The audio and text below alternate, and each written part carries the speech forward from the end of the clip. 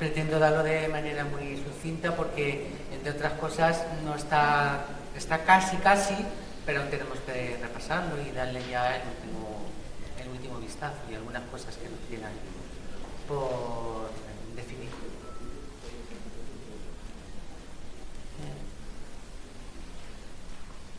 Insisto que es un borrador, todavía no está vigente.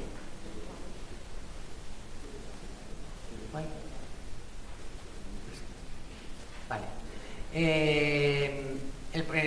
Como sabéis, el Real Decreto 3 de 2023 deroga el 140 del 2003, entonces se hace necesario la actualización del programa de vigilancia para adaptarlo a las exigencias de este nuevo Real Decreto. Entonces, en una primera parte habla de responsabilidades y competencias. Os pongo en azul solamente lo que son los epígrafes y luego el contenido es de lo más novedoso que en comparación con el programa de vigilancia anterior. A la autoridad sanitaria le corresponde la vigilancia sanitaria del agua de consumo y la elaboración del programa de vigilancia sanitaria de consumo, que recogerá las acciones a realizar por los operadores y tiene que mantenerlo actualizado. ¿Qué se hace en la vigilancia sanitaria? Pues la vigilancia sanitaria nuestra incluye las inspecciones a las zonas de abastecimiento y sus infraestructuras, a los laboratorios de control del agua de consumo, a la revisión de la documentación relacionada con las zonas de abastecimiento y los laboratorios también, al contenido notificado en SINAG, también a los análisis de vigilancia sanitaria que nosotros programamos en función de los resultados que haya habido en el año anterior y otras analíticas que tengan que hacerse sin programar. Habla luego de la responsabilidad de titular de edificios y demás, y destacar uno nuevo que está puesto en el programa, como los propietarios de otros edificios que no sean los de edificios o locales con actividad pública, diciendo que los aparatos de tratamiento domiciliario en el agua de consumo no deben afectar negativamente a la calidad del agua. Cuando existan incidencias sobre la calidad del agua en el establecimiento interior de las viviendas, la administración local va a dar las recomendaciones a los propietarios para que tomen las medidas necesarias para eliminar ese incumplimiento. Otra de las partes son los requisitos sanitarios de los abastecimientos y sus infraestructuras, que son más o menos igual que la del programa anterior, pero adaptándolo, ¿vale?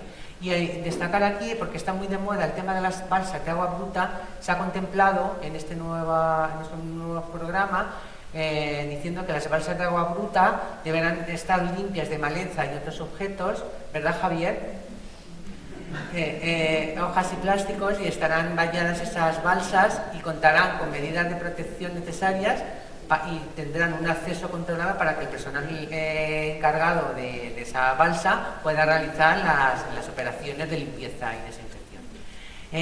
Luego habla también de los requisitos sanitarios de las fuentes públicas, que esto ya estaba también reflejado en el programa de vigilancia. Te dice que las fuentes que están dentro de la localidad no es necesario conectadas, no es necesario rotularlas, pero si alguna fuente ofrece duda de si está o no conectada, también se tendría que rotular como agua conectada. Y por supuesto, todas las fuentes no conectadas tienen que estar señalizadas. Las fuentes no conectadas no están dentro del ámbito del Real Decreto 3 de 2023, pero también tenemos un apartado igual que con el programa anterior, porque todos los años, este año por ejemplo en Teruel tuvimos un pequeño brote en el verano de 2 o 3 casos por beber. Además fue curioso, se demostró ahí, claro, la fuente típica del pueblo, que en medio de la plaza en el verano, sin rotular, los niños jugando y bebiendo agua a diestro y siniestro. Pues claro, ¿qué quieres? Claro. Entonces, sin rotular y sin de nada, pues la gente bebiendo agua. Y luego se cogieron muestras de nuestra vigilancia, fue curioso. De 4 fuentes se cogieron 2 conectadas y 2 no conectadas. Claro, las no conectadas, sapos y culebras. En cuanto se establecen también los procedimientos para la solicitud de informes sanitarios, para nuevas infraestructuras o modificación de las existentes, el procedimiento para la obtención de informe sanitario, la puesta en funcionamiento, y luego los procedimientos nuevos que os he comentado antes de suministro de agua mediante cisterna y depósitos móviles, que últimamente nos están apareciendo muchos, no sé, de zonas que están en medio del monte que no tienen otra manera. Hace poco me llegó era un informe para un INAVA para un taller mecánico y que querían suministrarse con agua de lluvia.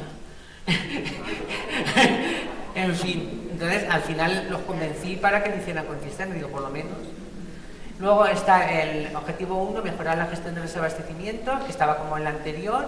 Esta es la última parte que hicimos, ¿verdad, Javier y Inés? ¿Vale? Que está pautas para la elaboración del protocolo de autocontrol, del plan sanitario del agua y la aprobación de los planes, como ha dicho Iciar. Luego se establecen los criterios de inclusión en SINAP, la Dirección General de Salud Pública, las subdirecciones de Salud Pública, los farmacéuticos de Administración Sanitaria, tenemos nuestras funciones relacionadas con el SINAP. Se realiza gestión, supervisión, asesoramiento a los operadores, actualización, tenemos que revisar la actualización de la información e introducción de los datos de vigilancia sanitaria nuestros, tanto los boletines analíticos como las inspecciones. En caso de la zona de tipo 0 y 1, podrán usar el SINAP de forma voluntaria, salvo que la autoridad sanitaria considere obligatorio, que estamos ahí con la zona 1, que no sabemos lo que va a pasar, ¿vale? Los operadores tienen que actualizar los datos en SINAP.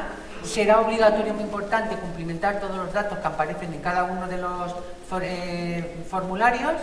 Y este os lo pongo en rojo porque es muy importante y hay quejas de gestores que yo creo que llevan razón, que cuando se notifica una incidencia en SINAP debe añadirse siempre en la aplicación las medidas correctoras tomadas, porque si no, no queda conveniente, no queda cerrada bien la incidencia y aparece abierta. Y luego todos los datos que el Ministerio tiene que pasar a la Unión Europea pues son correctos.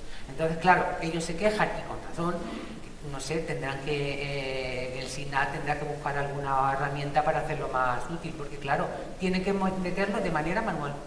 Imaginaros gestores o laboratorios que normalmente son los que lo meten para meterlo uno a uno. Luego se establecen procedimientos de SINAP como en el programa de vigilancia, pero adaptándolo al nuevo Real Decreto. Este es importante, el objetivo 3, los criterios para el control de la desinfección. Se establece que el nivel de desinfectante residual será determinado diariamente, salvo autorización sanitaria de la frecuencia, que normalmente en Huesca y en Zaragoza siempre ha sido de 3 días a la semana. En todos los abastecimientos de agua de consumo, excepto las de tipo 0 y 1, que podrán realizarse con una frecuencia mínima semanal, tal como aparece en la nota informativa de la página web. Bueno, aquí los tipos de análisis, aquí lo único que reflejar importante es que cuando se utilicen KIMS, importantísimo, para la determinación de los parámetros in situ, el operador tiene que guardar la información que le dé el fabricante y tiene que tener unos límites de detección y cuantificación de acuerdo al valor paramétrico de ese parámetro, ¿vale? Luego, para los plaguicidas se tienen que analizar en los completos, independientemente de la época del año, y para lo cual el Centro de Sanidad y Certificación Vegetal del Departamento de Agricultura remite a la Dirección General de la Salud Pública antes del 1 de noviembre de cada año ese listado. Luego nos lo envía a los servicios provinciales para que nosotros nos difundamos. Y una cosa muy importante que hemos considerado en el programa de vigilancia, las zonas de tipo 0, que es ¿cuándo no se considera actividad comercial y pública? Pues hemos considerado que son pueblos que tengan club social, oficinas sin bar, apartamentos turísticos y viviendas de uso turístico con capacidad máxima de alojamiento de 16 plazas, así como las casas rurales que no tengan servicio de preparación de comidas. Los edificios prioritarios ya lo hemos comentado. Aquí lo único, en el programa de vigilancia, lo único que se dice es que se tienen que limpiar y desinfectar cuando hay depósitos, lógicamente, y si son mayores de 1000 metros de capacidad de ese depósito, se controlará semestralmente para ver si hay que limpiarlo o no, y los de 10.000 igual. La gestión de incidencia lo mismo, es más o menos que en el Real Decreto que os he explicado antes. La única novedad aquí es que la notificación en signa de las incidencias debe realizarse en los 4 días siguientes a la obtención del informe, y si se trata de incidencia de parámetros de anexo 1, los microbiológicos, y si el operador o municipio titular de la actividad pública consideran que la incidencia implica un riesgo grave para la salud, la notificación será inmediata, sin esperar a confirmación. Y cuando se notifique una incidencia, ya los he comentado, que hay que añadir las medidas tomadas. Y luego, las incidencias nos tienen que comunicar a la Asociación Provincial de Salud Pública, indicando las medidas adoptadas que se van a adoptar, y nosotros podremos adoptar medidas adicionales con el fin de reducir o eliminar el riesgo, o bien puede declararse una situación de posible riesgo para la salud, que en ese caso será firmado por el director o directora del servicio provincial. Y aquí esto, el de la información al consumidor, ya lo hemos comentado anteriormente, pues que se tiene que estar informado los consumidores sobre las medidas, sobre la calidad del agua, sobre medidas correctoras y preventivas que se toman, dará recomendaciones de la autoridad sanitaria a través del SINA o plataformas de los municipios. Luego también información al consumidor. Aragón todos los años hace un informe de la calidad del agua de consumo que se cuelga en la página web de la página de Aragón. Este año no, porque como hay con el tema del SINA ha habido tantos cambios, este año será, pero será el año siguiente. Luego los ayuntamientos, por supuesto, tienen que informar. El SINAC, acceso al ciudadano, que hay mucha gente que ya está informada y lo miran perfectamente. Y luego, cuando si hay riesgo derivado de la presencia de sustancias radiactivas, también se tiene que informar a la población, por si pudiera haber riesgo. Muchas gracias.